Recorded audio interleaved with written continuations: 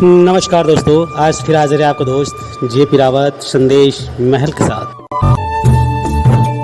चारों तरफ सिर्फ खतरा ही खतरा, कहीं हत्या तो कहीं आत्महत्या। नारी पुरुष दोनों ही अपने संयम से बाहर आ रहे हैं, साथ में नैतिकता संस्कार सब कुछ भूलते जा रहे हैं। एक सच यह भी है, नारी अपनी मर्यादा पहले जैसे रखकर नहीं चल रही है, बहुत सहज और लभ्य हो गई है।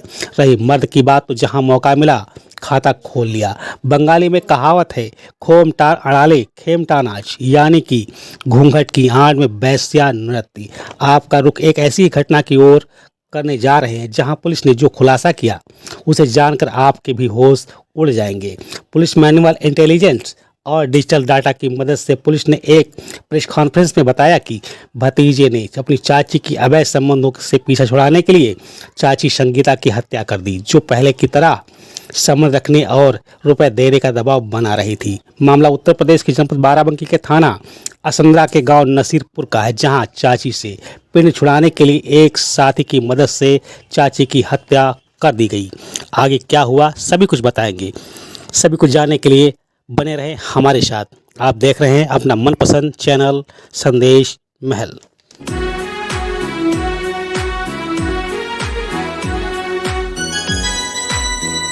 घटना मनसारा गांव की है। गांव निवासी राम शिमरन की 42 वर्षीय पत्नी संगीता का शव खेत में पड़ा मिला। मृतक के चेहरे या गर्दन पर घाव के निशान पाए गए। पुलिस ने मृतक के पति की शिकायत पर भतीजे श्रवण कुमार को गिरफ्तार किया।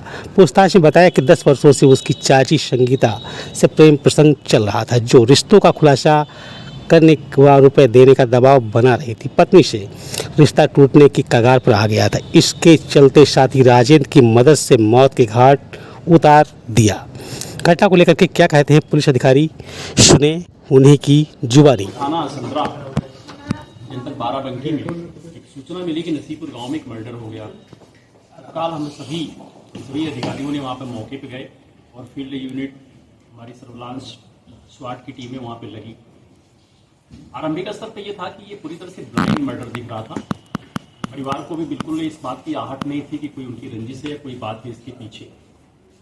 परिवार से और आसपास से कोई सपोर्ट नहीं मिल रहा था। फिर हमारे एसपी साहू साहब, सीओ आरएस घाट और स्वाट और सर्विलांस फील्ड यूनिट, हमारी सभी टीमें चीज़ों को एक एक करके जोड़ते देखे। उसमें कई एंगल आया उसमें पहले, फिर हम लोगों ने उसको नैरो डाउन किया।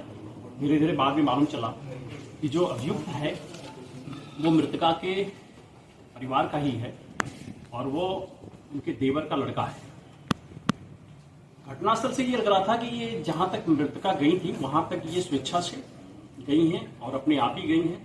नॉर्मल तौर पे वहां पे गांव के जो महिलाएं थी वो शौच के लिए नहीं जाती थी उस एरिया में, और वहां तक जाना पानी का डब्बा और लेकर के, तो जो सिचुएशन थी, मौके की परिस्थितियां थी, उससे साफ था कि यहाँ पर ये स्वेच्छा से आई और वो किसी निश्चित तौर पे किसी आत्मीय व्यक्ति या विश्वास में लेकर के आए और इनके ऊपर यहाँ पे हमला किया गया होगा। उन परिस्थितियों में हम लोगों ने इलेक्ट्रॉनिक सर्विलांस से लेकर के सीसीटीवी कैमरों का भी मदद लिया मौके पे।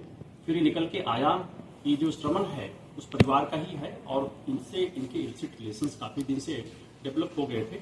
और फिर इसकी जब शादी हो गई तो ये इससे फ्री होना चाह रहा था, लेकिन ऐसा हो नहीं पा रहा था। ऐसा कहना है कि मुझे इस तरह की चीज़ें दबाव बन रही थी लगातार मेरे ऊपर, तो मुझे निर्णय लिया कि मुझे इनको मारना पड़ता। 10 दिन पहले ही उसने दतौली बाजार से चाकू लिया, जिसकी पुष्टि वहाँ से करा भी ली गई है कि चाकू वहाँ से उसने खरीदा था और उसने दिमाग में उसकी था कि जब कोई सही मौका होगा तो हम उनको मारेंगे। उस दिन गाँव में एक मुंडन का कार्यक्रम था। ज़्यादातर लोग गाँव के घर परिवार के वहीं थे और वहाँ पे इनको इशारे से कन्विंस करके खेतों की तरफ जाने के लिए कहा। जब ये वहाँ गई तो पीछे से जाकर के वहाँ पे इसने चाकू से वार करके हत्या कर दी थी वहाँ पे। और फिर अपने दोस्त राजेंद्र को एक बताया और राजेंद्र के हिसाब से ये सब गए, एक जगह चाकू फेंके और फिर एक शराब की दुकान पर वहाँ पे इन्होंने ड्रिंक किया, शराब पी। और इसके बाद क्योंकि इसके हाथ में चाकू लग गया था, खून निकल आया था, उसको जस्टिफाई करने के लिए अपनी गाड़ी को गिरा करके एक्सीडेंट दिखाना चाहे कि उसमें हमारा गाड़ी का इंडिकेटर तोड़ा और थोड़ा नंबर प्लेट को भी टेम्पर किया कि ऐसा लोगों को लगने चलेगा एक्सीडेंट हो गया, और घर पे बताया कि एक्सीडेंट हो गया है। जब इन सारी चीज़ों की तह में धीरे धीरे पुलिस गई तो यही निकल के आया कि ये हत्या श्रवण ने की। साक्ष्य को छुपाने के लिए इसने राजेंद्र का साथ लिया। फिर और वहाँ पे जाके शराब पी करके एक्सीडेंट को दिखाया वो फर्जी ही है जो निकली। और इन बातों को फिर अभियुक्त ने स्वीकार किया, उसके साथ ही राजेंद्र ने भी स्वीकार किया।